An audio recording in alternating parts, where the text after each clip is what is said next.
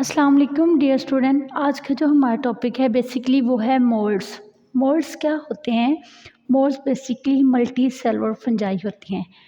हमने बात की थी कि अगर फंजाई के वो सिंगल पॉइंट ऑफ व्यू से देखा जाए तो इसे फंगस कहते हैं, लेकिन जो मोल्ड्स हैं ये मल्टी सेलुलर हैं। यहाँ मल्टी की बात हो रही है, किसी सिंगल या यूनिक की बात नहीं हो रही। तो हम कह सकते हैं, जब हम इन्हें कह रहे हैं कि ये मल्टी सेलुलर फंजाई हैं, तो हम कह सकते हैं दे में बी प्लांट्स, दे में बी एनिमल्स। लेकिन ये पार्ट क्या होते हैं? ये पार्ट होते हैं किंगडम फंजाई का। ये जो मल्टी सेलुलर होते हैं ये पार्ट होते हैं किंगडम फंजाई का, जिसका सिंगुलर फंगस है। बेसिकली जो मोल्ड्स हैं ये कंसिस्ट होते हैं लॉन्ग ब्रांच्ड पर। लॉन्ग ब्रांच मतलब लंबी लंबी इसकी शाखें निकली होती हैं, जो कि थ्रेड लाइक स्ट्रक्चर होते हैं, धागे नुमा इनकी साख्तें होती हैं। फिलामेंट्स जो कि हाइफी कहलाते हैं। अगर सिंपल वर्ड्स में देखा जाए तो मोल्ड्स मल्टी सेलुलर के अलावा पार्ट ऑफ किंगडम फंजाई भी हैं, प्लांट्स भी हैं और एनिमल्स भी हैं, दे में भी। और ये बेसिकली मोल्ड्स होते हैं, ऑर्गेनिजम्स होते हैं जो कि कहीं भी पाए जा सकते हैं, इनडोर भी और आउटडोर भी। अगर हम कहें तो ये नेचुरल इन्वायरमेंट का एक पार्ट होते हैं। माहौल में इनका बहुत इंपॉर्टेंट रोल प्ले होता है क्योंकि ये नेचुरल इन्वायरमेंट में पाए जाते हैं।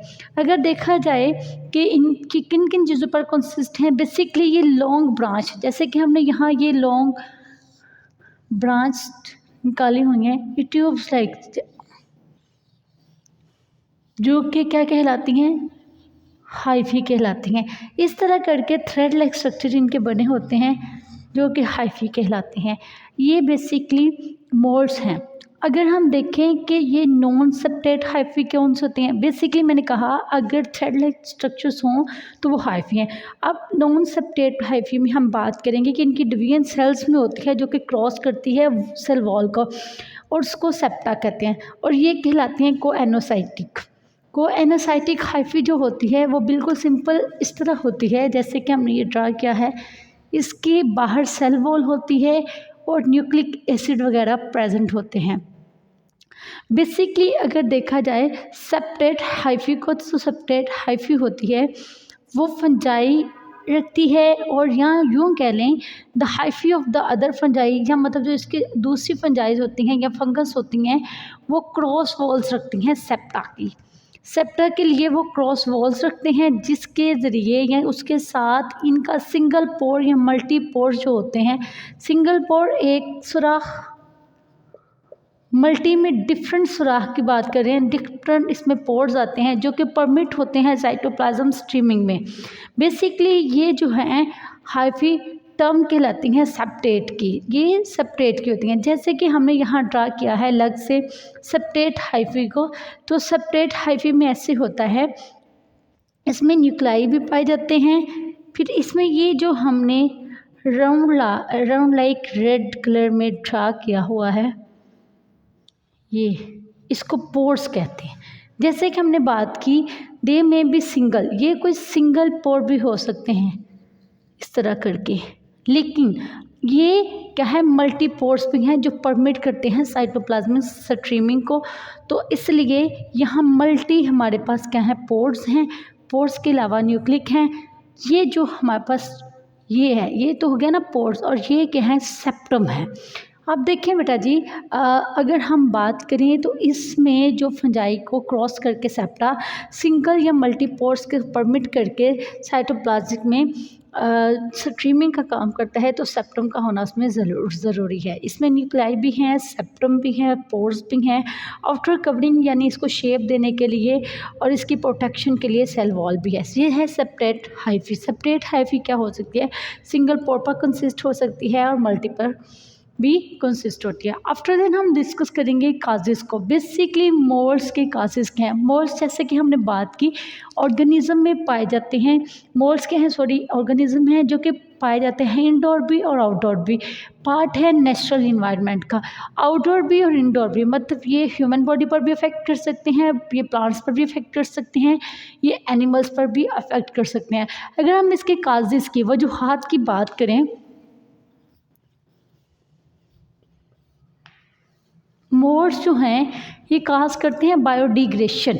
बायोडिग्रेशन जो होती है ये नेचुरल मटेरियल्स होते हैं जो कि अनवांटेड होते हैं। जब हम कोई भी फूड स्पॉइल कर रहे होते हैं या उसको डैमेज कर रहे होते हैं उस प्रॉपर्टी को, तो उसमें उसके अलावा प्रोडक्शन का काम कर रही होती है मुख्तलिफ फूड में, एंटीबायोटिक्स में, या फिर एंटीबायोटिक्स के अलावा फार्मास्यूटिकल एंड इंजाइम प्रोडक्शन वगैरह में भी इंपॉर्टेंट रोल प्ले कर रही होती है। आफ्टर देन अगर हम बात करें हेल्थ पे इसका क्या इफ़ेक्ट होता है, तो नो डाउट इसका हेल्थ पर भी बहुत इफ़ेक्ट होता है। बेसिकली बहुत सारी डिजीज़ेस होती हैं एनिमल्स की, ह्यूमंस की, जो कि वजूहात बनती हैं मोल्ड्स की वजह से। बेसिकली ये डिज़ीज़ जो होती हैं ये एलर्जिकल सेंसिटिविटी भी मोल्ड स्पोर्स होती हैं, या ग्रोइंग जो होती है पैथोजन की मोल्ड्स की बॉडी के साथ, या यूँ कह लें अफेक्ट जो होते हैं इंजेस्टेड या इनहेल टॉक्सिक कंपाउंड्स के जो प्रोड्यूस होते हैं ड्यू टू मोल्ड्स। तो हम कह सकते हैं बहुत सारी डिजीज़ेज सिंपली, जैसे कि हम एलर्जिकल सेंसिटिविटी की बात कर रहे हैं, स्पोर्ट्स की बात कर रहे हैं, ग्रोइंग पैथोजन की बात कर रहे हैं। इसके अलावा मैंने बोला कि ये अफेक्ट करती हैं इंजेस्टेड और इनहेल्ड टॉक्सिक कंपाउंड पर जो कि प्रोड्यूस होते हैं बाय मोल्ड्स। बेसिकली ये ह्यूमन बॉडी पर बुरी तरह अफेक्ट करती है। मोल्ड्स हमारी आइज़ को अफेक्ट कर सकते हैं। मोल्ड्स में हमारी कफलिंग, मतलब यूँ कह रहे हैं कफ होना शुरू हो जाती है, खांसी होती है। मोल्ड्स में हमारी स्नीजिंग का प्रोसेस होता है, फैटिज होना शुरू हो जाती है। ये सारी जो अफेक्ट्स हैं वो हेल्थ पे इसके होते हैं बुरी तरह, जो कि हमारी बॉडी के किसी भी पार्ट को अफेक्ट कर सकती है, एलर्जी कर सकती है, रैशेस कर सकती है, इससे फीवर हो सकता है, खांसी हो सकती है, आपके गले में हराश पैदा हो सकती है, इन्फ्लेमेशन हो सकती है, गले में सोजश हो जाती है। लाजिम नहीं ये बॉडी के सिर्फ थ्रोट पार्ट, मतलब हमारे सिर्फ गले पे असर करेगी, ये हमारी बॉडी के अदर पार्ट्स पर भी हो सकती है। अंडर नेक हो सकती है, हमारे फिंगर्स के दरमियान हो सकती है, हमारे नेल्स में हो सकती है। मोल्ड्स जो होते हैं वो हमारी बॉडी के किसी भी पार्ट पर अफेक्ट कर सकती है, क्योंकि ये नेचुरल इन्वायरमेंट में पाई जाती है, तो हमारी बॉडी पे ये अफेक्ट कर सकती है इंडोर और आउटडोर। अगर देखा जाए growth in building and homes, no doubt बेटा जी मोल्ड्स जो है ये बहुत ज़्यादा ग्रोइंग हो रही है बिल्डिंग्स में।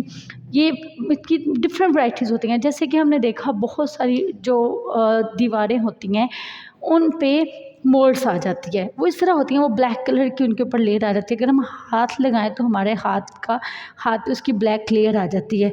ये डिफरेंट वैरायटी होती हैं जो हेल्थ प्रॉब्लम्स भी क्रिएट करती हैं, लेकिन उसके अलावा ये बिल्डिंग ग्रोइंग में भी प्रॉब्लम कर देती हैं। लॉन्ग टर्म तक किसी चीज़ का मतलब पड़े रहना या बंद हो जाना, या सीवरेज की वजह से पानी का बहते रहना, तो उधर भी मोल्ड्स आ सकती है। ये रिड्यूस मॉइस्चराइजिंग लेवल भी करती है, फैसिलिटीज़ मोल्ड ग्रोइंग भी करती है। उसके अलावा हमने देखा बाज़-औक़ात एक जगह को बंद कर दिया, काफ़ी देर बाद हमने जब वो जगह देखी तो वहाँ जगह जगह मोल्ड्स लगी हुई थी, मतलब वहाँ ब्लैक कलर की मोल्ड्स थी जो दीवारों को ख़राब कर चुकी थी, जो बेटा जी हमारी बिल्डिंग्स पे बुरी तरह अफेक्ट हो चुकी थी। या यूँ कह लें हमने नल खुला छोड़ दिया, ये हमारी मतलब नल पे भी लग सकती है, ये हमारी वॉल्स पे भी लग सकती है बेटा जी, ये हमारे वॉशरूम्स में मोस्टली दीवारों पे लगी होती है।